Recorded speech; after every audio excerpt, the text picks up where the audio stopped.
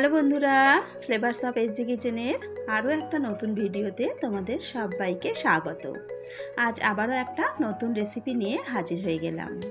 আজ তৈরি করব ইলিশ মাছের মাথা দিয়ে কচুর শাকের ঘন্ট, কোনো রকম মশলাপাতি ছাড়া। চলো দেখে নেওয়া যাক আমার আজকের এই রেসিপিটা। সবার প্রথমে গ্যাসে একটা কড়া বসিয়ে দিয়েছি। কড়ার মধ্যে কচুর শাকগুলো দিয়ে দিলাম।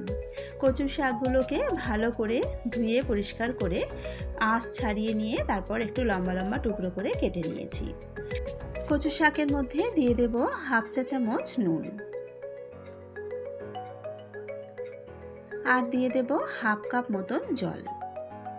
কচু শাক সেদ্ধ করার জন্য খুব বেশি জল দেওয়ার প্রয়োজন নেই, কারণ নুন দিয়ে সেদ্ধ করলে কিন্তু আপনা আপনি কচু শাক থেকে অনেকটা পরিমাণে জল বেরিয়ে আসবে।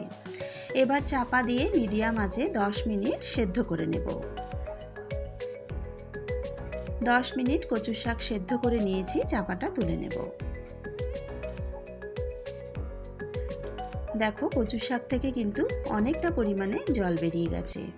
কচুর শাক আমাদের খুব ভালো মতন সেদ্ধ হয়ে গেছে। একবার খুন্তি দিয়ে ভালো করে একটু নাড়াচাড়া করে দিচ্ছি। এবার কচুর শাক নামিয়ে একটা ঝুড়িতে ঢেলে ভালো করে জলটাকে ঝরিয়ে নেব। এবার একটা কড়া গরম করে তাতে দিয়ে দিলাম 3 থেকে 4 টেবিল চামচ সর্ষের তেল। কচু শাক সর্ষের তেলে রান্না করলেই কিন্তু স্বাদটা বেশি ভালো হয়। একটা ইলিশ মাছের মাথা ভালো করে ধুয়ে পরিষ্কার করে নুন হলুদ মাখিয়ে রেখেছিলাম। ইলিশ মাছের মাথাটা ওলট পালট করে লাল করে ভেজে তুলে নেব।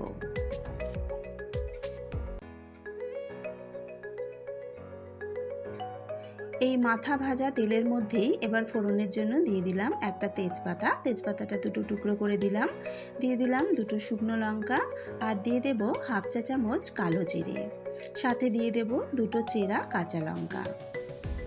এবার ভালো করে ফোড়নগুলো নাড়াচাড়া করে ভেজে নেব।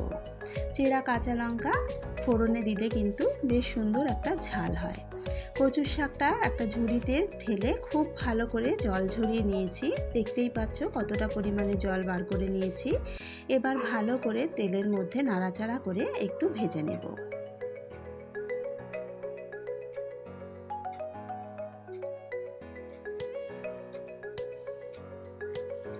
মিনিট 2 কচুর শাকটাকে তেলের মধ্যে নাড়াচাড়া করে ভেজে নিয়েছি।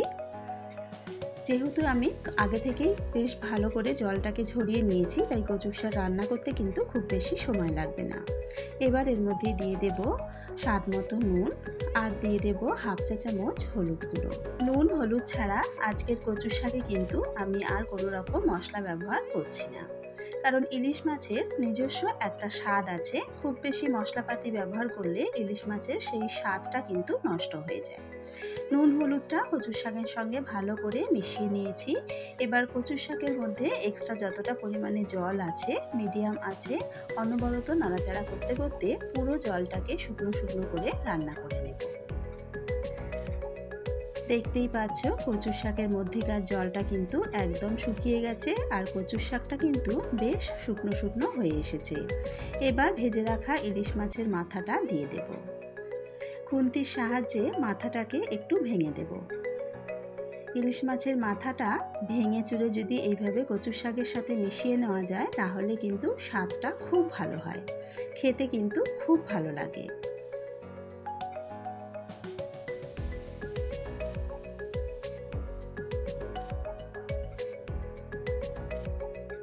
ইলিশ মাছের মাথাটা দিয়ে আরও মিনিট 2 কচুর শাকটাকে রান্না করে নেব।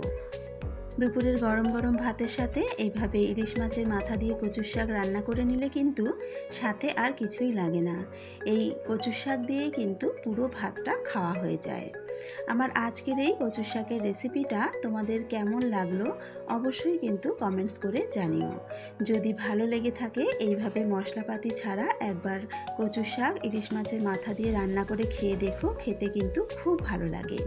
ভিডিওটা ভালো লেগে থাকলে লাইক ও শেয়ার করে দিও। আমার নতুন বন্ধুদের কাছে অনুরোধ রইল চ্যানেলটা সাবস্ক্রাইব করে বেল আইকনটা প্রেস করে নেওয়ার জন্য। তাহলে আমি চ্যানেলে যখনই কোনো নতুন রেসিপি আপলোড করব তার নোটিফিকেশন সবার আগে পৌঁছে যাবে তোমাদের কাছে। আজকের ভিডিও এখানেই শেষ করছি। আবারও হাজির হয়ে যাব একটা নতুন রেসিপির সাথে। আমাদের ইলিশ মাছের মাথা দিয়ে কচুর শাক কিন্তু একদম রেডি। এবার গ্যাস বন্ধ করে নামিয়ে গরম গরম ভাতের সাথে সার্ভ করে নেব।